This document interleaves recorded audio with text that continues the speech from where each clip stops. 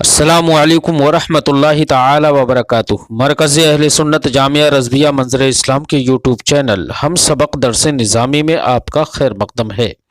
پیارے بچوں، جنہوں نے ہمارے چینل کو اب تک سبسکرائب نہیں کیا ہے وہ ضرور سبسکرائب کر لیں اور بیل آئیکن یعنی گھنٹی بھی بجا دیں تاکہ ہر ویڈیو کی نوٹیفیکیشن اطلاع آپ تک اپلوڈ کرتے ہی پہنچ جائے، اور اپنے دوستوں سے بھی شیئر کریں، اور بات پسند آئے تو لائک بھی کیا کریں، اور اپنے قلبی تاثرات کو کمنٹ کر کے بھی ضرور بتائیں۔ اب آپ کے سامنے جامعہ رضویہ منظر اسلام کے ایک اہم استاذ حضرت مولانا مفتی محمد ابراہیم صاحب قبلہ آپ کو نور الانوار کا درس دیں گے۔ آپ ان کے درس کو دھیان سے سنیں۔ بسم اللہ الرحمن الرحیم۔ وفی حدیثی میمونۃ، ما قبل میں بتایا تھا کہ اگر مثبت اور نافی میں تعارض ہو تو حضرت عیسیٰ ابن ابان کا مذہب یہ تھا کہ ایسی صورت میں ترجیح ہوگی راوی کے حال کے اعتبار سے، اور امام کرخی کا مذہب یہ تھا کہ مثبت اولا ہوگا نافی سے۔ پھر بتایا کہ ہمارے علماء کا، ہمارے اصحاب کا عمل اس میں مختلف ہے، بعض مواقع پر وہ مثبت پر عمل کرتے ہیں اور بعض میں نافی پر۔ اس لیے مصنف نے ایک قاعدہ ذکر فرمایا کہ کب کس پر عمل کیا جائے گا۔ اس کی 3 صورتیں ذکر فرمائیں کہ نفی ایسی ہو جو دلیل پر یا علامت ظاہرہ پر مبنی ہو، یا نفی مشتبہ الحال ہو، یا ان دونوں کے علاوہ ہو، یعنی استصحاب حال کی بنیاد پر ہو۔ تیسری قسم کہ جو دلیل مبنی، جو نفی مبنی ہو استصحاب حال کی بنیاد پر، اس کی مثال کل کے سبق میں گزری۔ اب جو پہلی اور دوسری قسم ہے کہ مبنی ہو علامت ظاہرہ پر یا مشتبہ الحال ہو، وہ 2 مثالیں آج کے سبق میں ذکر فرماتے ہیں۔ بس میں کہ نہیں، حدیث میمونہ سے اس قسم کی مثال ذکر فرماتے ہیں کہ جس نفی کے بارے میں یہ معلوم ہو کہ یہ دلیل کی بنیاد پر ہے، یعنی ان 3 قسموں میں جو قسم اول ہے اس کی مثال ذکر فرماتے ہیں، اور وہ یہ ہے کہ اللہ کے رسول صلی اللہ تعالی علیہ وسلم نے حضرت میمونہ رضی اللہ تعالی عنہا سے نکاح فرمایا تھا حالت احرام میں۔ حضرت میمونہ سے نکاح کیا حالت احرام میں، یعنی احرام کی حالت میں تھے آپ، اور اسی حالت میں آپ نے حضرت میمونہ سے نکاح کیا، ٹھیک ہے۔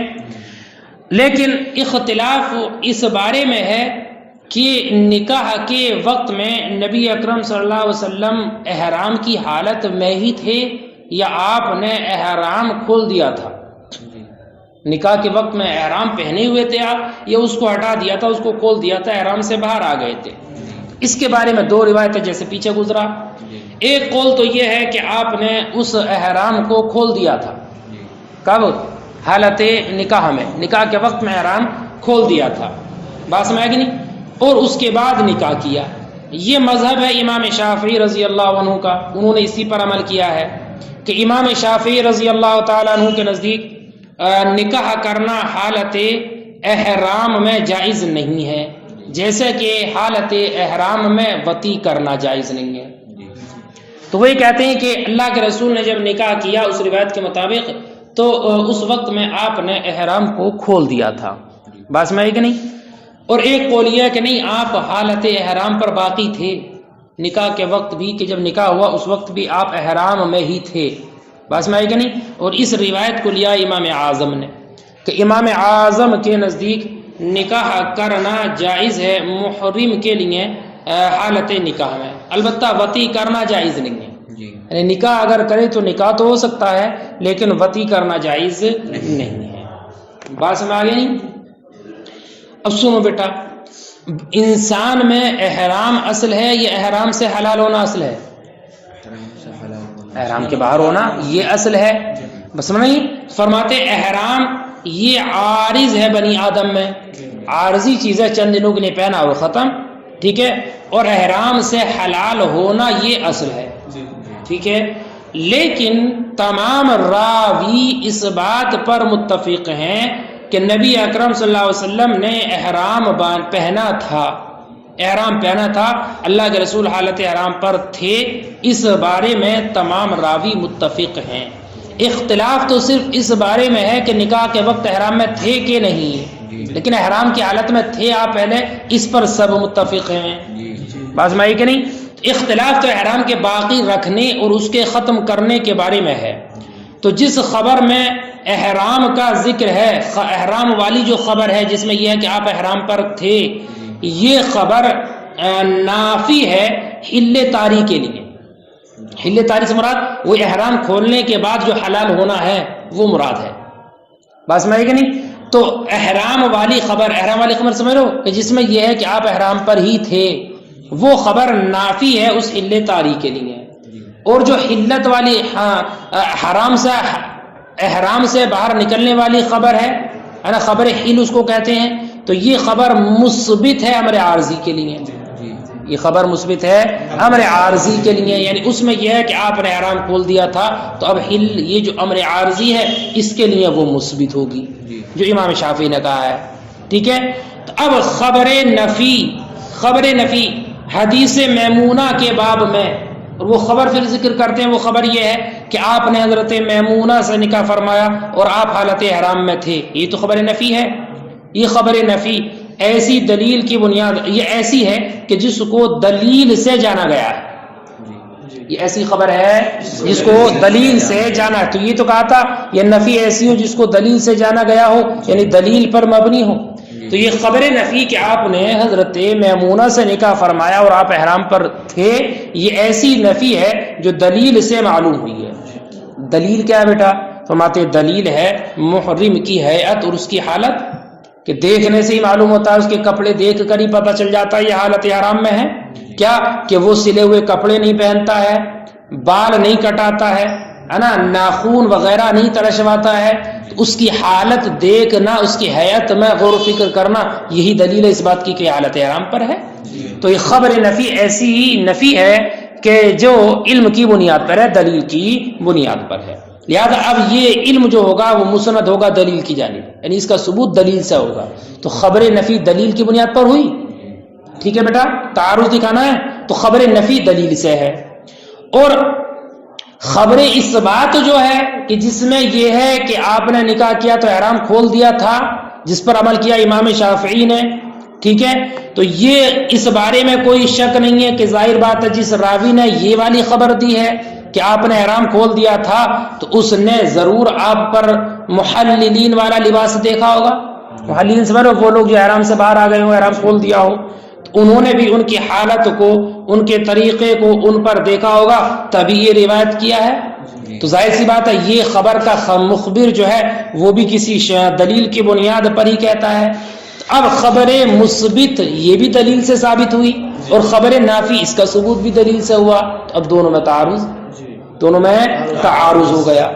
اب جب دونوں میں تعارض ہو گیا تو اب عمل کس پر کیا جائے گا؟ عیسیٰ ابن آبان کے مذہب پر۔ ٹھیک ہے، کہ اب ترجیح دی جائے گی راوی کے حال کے اعتبار سے۔ اب دونوں روایت کے راویوں میں غور و فکر کی جائے، ہے نا، خبر نفی کا راوی کون ہے اور خبر مثبت کا راوی کون ہے۔ ارے بات سمجھ کہ نہیں؟ اب جو غور و فکر کیا تو حضرت عبداللہ ابن عباس ایک کے راوی ہیں اور ایک روایت کے راوی زید ابن اسم ہے۔ کون ہے زید ابن اسم؟ تو جس خبر میں یہ ہے کہ آپ نے نکاح کیا اور آپ حالت احرام پر تھے، یعنی خبر نافی جو ہے، خبر نافی جس میں یہ ہے کہ آپ حالت احرام پر تھے، تو یہ تو خبر نافی ہے، نفی کر رہی ہے امر عارضی کی جو حلال ہونا ہے۔ اس خبر کے راوی عبداللہ ابن عباس ہیں رضی اللہ تعالیٰ عنہ۔ ٹھیک ہے، اور جو خبر کیا مثبت ہے نا، جس میں یہ ہے کہ آپ نے نکاح کیا اور آپ احرام سے حلال ہو گئے تھے، اس خبر کے راوی جس پر عمل کیا امام شافعی نے، اس کے راوی زید ابن اسم ہے۔ ٹھیک ہے، اور ظاہر بات ہے دونوں راویوں میں جو زیادہ ثقہ ضبط و اتقان کے اعتبار سے ہیں وہ حضرت عبداللہ ابن عباس ہیں۔ اس لیے عبداللہ ابن عباس کیونکہ ان سے زیادہ بڑھ کر ہیں ضبط و اتقان میں، اس لیے عبداللہ ابن عباس رضی اللہ تعالیٰ عنہ کی خبر ان سے زیادہ لائق ہوگی اس بات کے کہ اس پر عمل کیا جائے۔ اس لیے عبداللہ ابن عباس کی روایت پر عمل کیا جائے گا راوی کے حال کے اعتبار سے۔ بات سمجھ گئے؟ اب دیکھو ترجمہ۔ فرماتے ہیں وفی حدیث میمونہ، اور حدیث میمونہ میں مثال لکون النفی من جنس ما یعرف بدلیلہ، یہ مثال ہے اس بات کی کہ نفی اس کی جنس ہو جس کو دلیل سے جانا گیا ہو۔ وذالک، اور وہ یہ ان النبی کان محرما، کہ نبی اکرم احرام کی حالت میں تھے، فتزوج میمونۃ بنفسہ، تو آپ نے اپنا نکاح حضرت میمونہ سے کیا، ولکنہم اختلفوا، لیکن اس بارے میں اختلاف کیا ہے، انہ هل بقی علی الاحرام، کہ آپ احرام کی حالت پر باقی تھے، ہین نکاح کے وقت، ام نقضہ، یہ اس کو کھول دیا تھا، ٹھیک ہے، احرام کو۔ فقیلہ، تو کہا گیا ہے، انہ نقضہ، کہ آپ نے احرام کھول دیا تھا، ثم تزوج، پھر نکاح کیا، وبہ اخذ الشافعی، اور اسی کو لیا امام شافعی نے، حیث لا یحل النکاح فی الاحرام، ہے نا، لا یحل النکاح فی الاحرام، کہ وہ نکاح کو حلال قرار نہیں دیتے حالت احرام میں، جیسے کہ وطی حلال نہیں ہے بالاتفاق، وطی ہمارے نزدیک بھی حلال نہیں ہے۔ وقیل، اور کہا گیا کانا باقیا علی الاحرام، آپ احرام کی حالت پر باقی تھے، حین نکاح کے وقت، وبہ اخذ ابو حنیفہ، اور اسی کو لیا امام ابو حنیفہ نے کہ نکاح حلال ہے محرم کے لیے اگرچہ وطی حرام ہے۔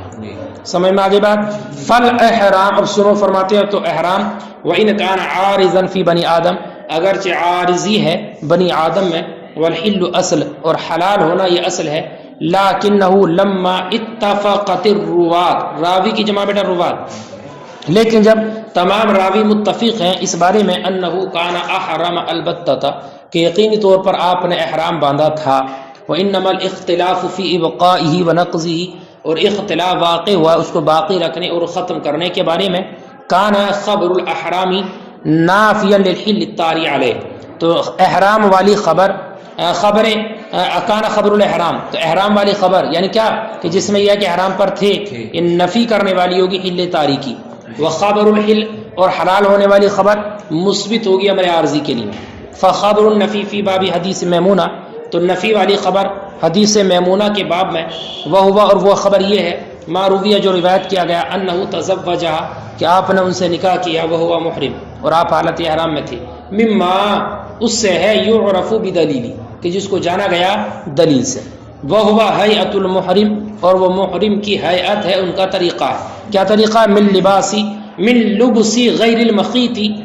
غیر سلا کپڑا پہننا، ٹھیک ہے، وعدم تقلم الاظافیر، اور ناخون نہ ترشوانا، وعدم حلق الشعر، اور بالوں کو نہ مڈانا، حلق نہ کرانا، فہذا علم مستند الی دلیل، تو یہ ایسا علم ہے جو مستند ہے دلیل کی جانب، فعارض الاثبات، تو یہ خبر اس بات کے معارض ہے، وہوا ما روا، اور وہ ہے جس کو روایت کیا، انہ تزوجہا، کہ آپ نے ان سے نکاح کیا، وہ حلال، اور آپ حالت احرام سے حلال تھے، لأن من اخبر بہذا، اس لیے کہ جس نے اس بات کی خبر دی کہ آپ حلال تھے، لا شک، کوئی شک نہیں ہے، انہ قد رآ علیہ لباس المحللین، کہ انہوں نے ان پر محللین کے لباس کو دیکھا ہوگا، وزیہم، زی کا معنی آتا ہے وہی حالت، ہیئت، زی ذاکر کسرے کے ساتھ، وزیہم، ان پر محللین کے لباس کو دیکھا ہوگا، اور ان کی ہیئت کو دیکھا ہوگا کہ سلے ہوئے کپڑے پہنے ہیں، بال بھی کٹا سکتے ہیں، ناخن وغیرہ بھی تراش سکتے ہیں۔ فلما تعارض الخبران علی السواء، تو جب دونوں خبریں متعارض ہوگی برابری پر، تو اب حاجت ہوگی ان دونوں میں سے کسی ایک کو ترجیح دینے کی راوی کے حال کے اعتبار سے۔ سمجھ گیا ترجمہ؟ وجعل روایت ابن عباس، اور بنایا، یہ قرار دیا عبداللہ ابن عباس کی روایت کو، کیا بنایا، آگے آ رہا متن کی بات دیکھو، اولا من روایت زید ابن اسم، ہے نا، عبداللہ ابن عباس کی روایت کو اولا قرار دیا زید ابن اسم کی روایت سے۔ عبداللہ ابن عباس کی روایت کیا ہے، وہ ہوا انہ تزوجہ وہو محرم، ٹھیک ہے بیٹا،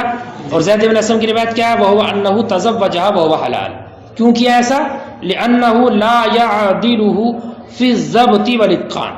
اس لیے کہ زید ابن اسم عبداللہ ابن عباس کے برابر نہیں ہے ضبط و اتقان میں، فصار خبر النفی ہا ہونا معمول بہذہ الوتیرہ، تو یہاں پر اس معاملے میں خبر نفی معمول ہوگی اس طریقے سے، کس طریقے سے، راوی کے حال کے اعتبار سے عمل کرنے کے حساب سے، تو خبر نفی معمول ہوگی، ٹھیک ہے، یہ مثال مکمل ہوئی۔ وطہارۃ الماء وحل الطعام من جنس ما یعرف بدلیلہ، سنو بیٹا، جو بیچ والی قسم ہے کہ جو مشتبہ الحال ہو، مشتبہ الحال ہو لیکن بعد میں غور و فکر کرنے سے معلوم ہوگا، اس کی مثال بیان کرتے ہیں، ذہن حاضر رکھنا تاکہ بات سمجھ میں آ جائے۔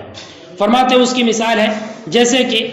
کھانا کا، پانی کا پاک ہونا اور کھانے کا حلال ہونا، یعنی کہا پاک ہونا اور کھانے کا حلال ہونا، تو یہ اس کی جنس ہے کہ جس کا حال مشتبہ ہے، لیکن جب یہ بات جان لی گئی کہ راوی نے اعتماد کیا دلیل معرفت پر، کسی دلیل کی بنیاد پر کہا ہے، تو اب یہ اس کی جنس سے ہو گئی کہ جس کو دلیل سے جانا گیا ہو، ٹھیک ہے، بعد میں جب معلوم ہو گیا تب۔ تفصیل اس کی یہ ہے کہ پانی اصل میں پاک ہے، پڑھا پیچھے بھی آپ نے، پانی اصل میں پاک ہے، کھانا اصل میں حلال ہے، تو پانی میں اصل طہارت ہے اور کھانے میں اصل حلت ہے۔ لہذا جب دو مخبر اس کے بارے میں متعارض ہو جائیں اور ان میں سے ایک اس بات کی خبر دیتا ہے کہ پانی ناپاک ہے اور ایک اس بات کی خبر دیتا ہے کہ پانی پاک ہے کیونکہ اصل کے اعتبار سے وہ پاک ہے، یا ایک یہ کہتا ہے کہ کھانا حرام ہے اور کھانے میں اصل حلت ہے، تو اس بارے میں کوئی شک نہیں ہے کہ یہ خبر جو ہے کہ پانی ناپاک ہے یا کھانا حرام ہے، یہ خبر امر عارض کو ثابت کرنے والی ہے، کیونکہ نجس ہونا، حرام ہونا یہ امر عارض ہے، کیونکہ اصل پاک ہونا اور حلال ہونا ہے، ٹھیک ہے، اور اس کے قائل نے جو خبر دی ہے وہ ضرور کسی نہ کسی دلیل کی بنیاد پر دی ہے۔ پھر دوسرا قائل آیا، دوسرا مخبر آیا اور وہ یہ کہتا ہے کہ پانی پاک ہے، کھانا حلال ہے، ٹھیک ہے، طاہر کا تعلق پانی سے ہوگا اور حلال کا تعلق یا حرام کا تعلق کھانے سے ہوگا، ٹھیک ہے۔ تو ضروری ہے اس بارے میں کہ اب راوی کے حال کی چھان بین کی جائے، غور و فکر کی جائے کہ دونوں میں سے کس کی بات صحیح ہو سکتی ہے، اور ان کے حال کی چھان بین کی جائے۔ تو اگر اس کی خبر محض اس بنیاد پر ہے کہ پانی میں اصل طہارت ہے اور کھانے میں اصل علت ہے، جو دوسرا مخبر ہے، تو اگر محض اس بنیاد پر کہہ رہا ہے تو اب اس کی خبر نہیں مانی جائے گی، کیونکہ یہ نفی بلا دلیل ہے، نفی بلا دلیل ہے کہ یہ تو محض استصحاب حال کی بنیاد پر کہہ رہا ہے اور استصحاب حال ہمارے نزدیک حجت نہیں ہے۔ لہذا اب خبر نجاست کہ جس خبر میں یہ ہے کہ پانی ناپاک ہے یا جس خبر میں یہ ہے کہ پانی حرام ہے، یہ خبر اولا ہوگی چونکہ یہ مثبت ہوگی امر عارضی کے لیے، ٹھیک ہے۔